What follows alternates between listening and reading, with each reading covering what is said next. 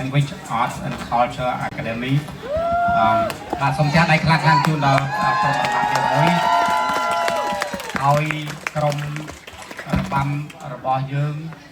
នឹងមកសម្ដែងជូនបងប្អូនយើងបានទស្សនាសប្បាយរីករាយនៅក្រុមនៅរបាំមួយដែលមានឈ្មោះថា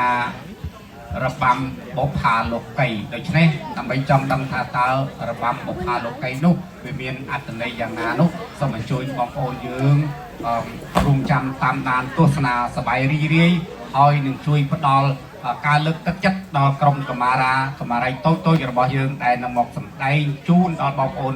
ទស្សនាបានសប្បាយរីករាយនៅក្នុងការបុណ្យចូលឆ្នាំថ្មីប្រពៃណីជាតិនៅវត្តសង្ឃរតនារាមរបស់យើងហើយទាំងអស់នេះសុទ្ធតែជាទំពាំងស្នងឫស្សីទោះបីជាយើងមករស់នៅលើទឹកដីសហរដ្ឋអាមេរិកយ៉ាងណាក៏ដោយក៏ប៉ុន្តែប្រជាជនខ្មែរយើងពុំដែលភ្លេចអំពីអត្តសញ្ញាណជាតិរបស់យើងដែរដូច្នេះយើងនៅទីណាយើងនៅពំនាំសាសនា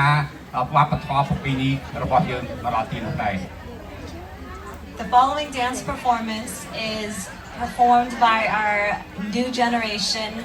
of children here from the group called KLACA, which stands for Khmer Language Arts and Culture Academy. The dance is called Robam Bopha Lokai, which translates to Flowers of the World. This is a basic dance that small children perform as they begin to learn Khmer classical dance fundamentals. ដូច្នេះសូមចាត់ដៃជូនដល់ក្រុមសិល្បៈសាលាភាសាខ្មែរនិងវប្បធម៌ប្រពៃណីខ្មែរបានខ្លាំងទាំងអស់គ្នាបាទ Please welcome Robam Bopha Lokai.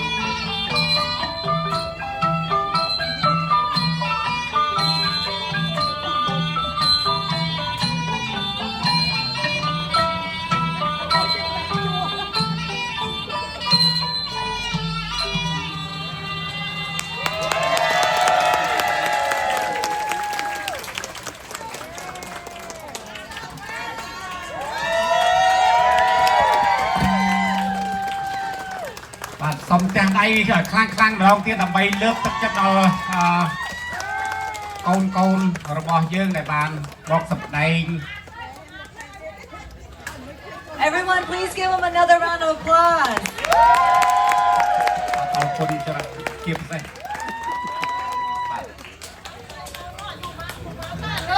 con chào nhom ní chào chào à chú ui Susan how old are you 7. so what is your name con Chatra. chắc trà ui ai mua ai con nhom con what is your name Evelyn. how old is she 5. Sienna. how old 6. Raylan and 10 years old. Ronnie and 7. Melody and 11.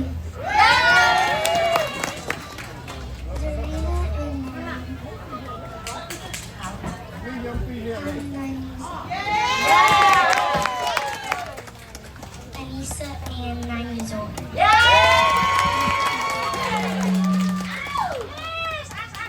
បាទ ស្អាតណាស់សុំផ្ទះដៃមួយខ្លាំងម្ដងទៀតណា បាទឆ្លៀតនៅក្នុងឱកាសនេះក៏សូមអោបសរសើរដល់កុមារតូចៗរបស់យើងជាពិសេសដល់លោកគ្រូអ្នកគ្រូដែលបានបង្ហាត់បង្រៀនដល់ក្មេងៗជំនាន់ក្រោយឲ្យចេះសម្ដែងនិងស្រឡាញ់ពីវប្បធម៌ប្រពៃណីរបស់ខ្មែរយើងទាំងអស់នេះគឺកើតចេញពីការខិតខំប្រឹង